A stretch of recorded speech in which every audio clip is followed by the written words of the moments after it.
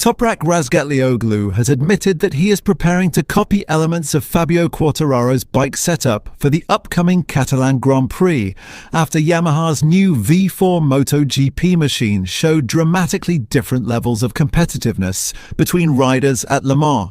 The Turkish rider, currently adapting to life in MotoGP with Pramac Yamaha, endured another difficult weekend despite recording his best Grand Prix results so far with 13th place. While the result itself represented progress, the gap to Quartararo exposed just how much work still remains behind the scenes for both rider and team. Quartararo delivered Yamaha's strongest performance yet with the new generation V4 project, finishing 6th and only 7.7 seconds behind race winner Jorge Martin. Even more striking was the fact that the 2021 world champion finished around 25 seconds ahead of fellow Yamaha rider Alex Rins, underlining how sensitive the current bike package remains to riding style and setup direction. For Razgatlıoğlu, the contrast was impossible to ignore. Speaking after the French Grand Prix weekend, the former world superbike champion openly acknowledged that Quartararo appears to have discovered something crucial within the Yamaha package, particularly in corner performance, an area that continues to limit Toprak's adaptation to MotoGP machinery. "We learned a lot in Le Mans, and we want to use that experience in Barcelona," Razgatlıoğlu explained. "We are even considering trying a different setup approach, because it is clear Fabio's setup is much better than ours." Those comments immediately increased intrigue heading into Catalunya, where Yamaha is expected to gather critical data for the future development of the V4 project. Inside the garage, the pressure is already growing. Yamaha's engineers know the current bike can produce competitive pace in the right hands, but the enormous performance swings between riders remain a major concern. Razgatlıoğlu did not hide his frustration over the 32-second deficit to Quartararo in Le Mans. "Fabio did an incredible job, but our speed was not like his," he admitted. "I'm trying to understand why, because we need to develop the bike in the same direction as Fabio." The Turkish rider also highlighted how difficult the race became during the early laps when grip and fuel load conditions were at their most demanding. Interestingly, he felt stronger toward the end of the Grand Prix, suggesting his adaptation process is still evolving throughout race distance rather than immediately from lights out. "At the beginning of the race, when the bike had more grip and fuel, I actually wasn't riding well," he said. "But near the end of the race, I was riding much better." Even so, Razgatlıoğlu believes the biggest weakness remains Yamaha's cornering behavior. While braking performance is now relatively competitive, an area traditionally associated with Toprak's aggressive riding style, he continues to lose significant time mid-corner compared to Quartararo. "We lose a lot of time in the corners because I use a different setup from the others," he explained. "But in Catalunya, we will try Fabio's setup." That admission could prove extremely important for Yamaha's short-term future. If Razgatlıoğlu immediately finds confidence with Quartararo's configuration, it may confirm that the Frenchman has already established the baseline direction for Yamaha's V4 development. However, if the Turkish rider still struggles, it could expose deeper compatibility issues between the machine and his natural riding style. The challenge is not purely technical. Razgatlıoğlu also revealed that he is still fighting the physical demands and riding position required by a MotoGP prototype, something vastly different from the superbikes he dominated for years. "I still sit very high," he admitted. "I feel the front of the bike is very low. It feels strange because it's not my normal riding style, but I'm trying to adapt." Those comments underline just how steep the transition to MotoGP remains, even for elite-level riders. Unlike in world superbikes, MotoGP demands extreme aerodynamic positioning, aggressive front-end loading, and constant adaptation to ride height systems and electronics. Catalunya may now become one of the most important weekends of Razgatlıoğlu's rookie campaign so far.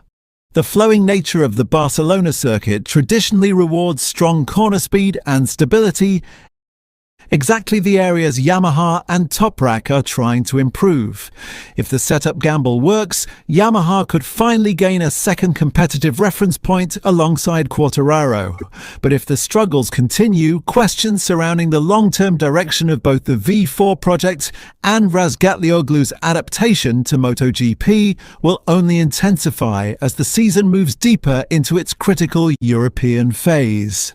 Beyond the immediate technical experiment, the atmosphere inside the Yamaha camp is becoming increasingly intense as development pressure continues to rise. Engineers are working against the clock to close the performance gap to Ducati and Aprilia, while also ensuring that riders with different styles can remain competitive on the same machine. Razgatlıoğlu's comments have effectively confirmed that Yamaha is still searching for a stable baseline that works consistently across its entire rider lineup.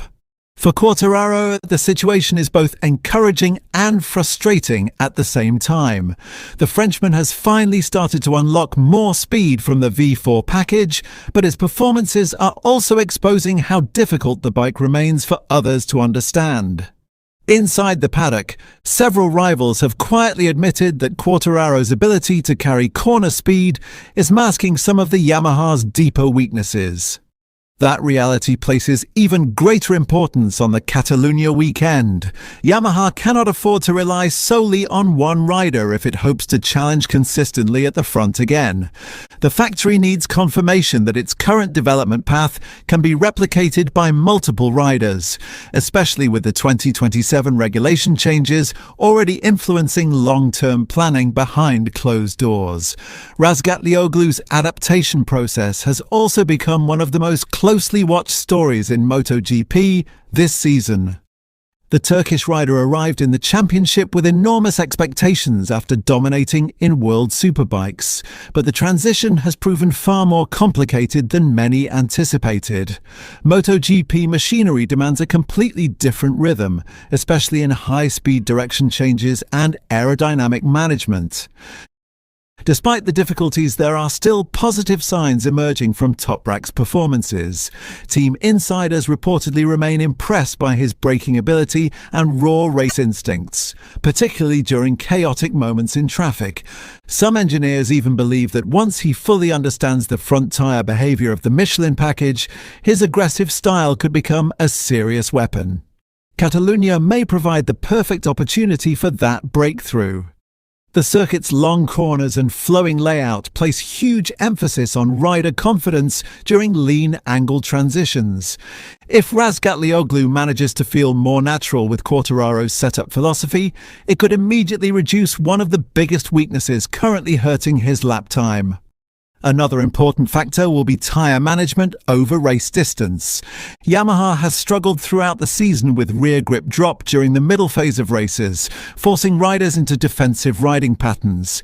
Quartararo has handled that issue better than most thanks to his smooth cornering technique, but Razgatlıoğlu's more aggressive inputs have often accelerated tyre degradation. Inside the Pramac garage, there is also growing awareness that confidence plays a major role in Toprak's learning curve. Riders who arrive from superbikes often need time to trust MotoGP aerodynamics and front-end loading, especially when attacking corners at maximum lean angle. Every small improvement in setup can therefore create a significant psychological boost. The championship context adds even more pressure to the situation. Yamaha remains locked in a fierce development race against manufacturers that already possess years of experience with advanced aero concepts and ride height systems. Falling further behind now could have serious consequences for future rider recruitment and long-term competitiveness.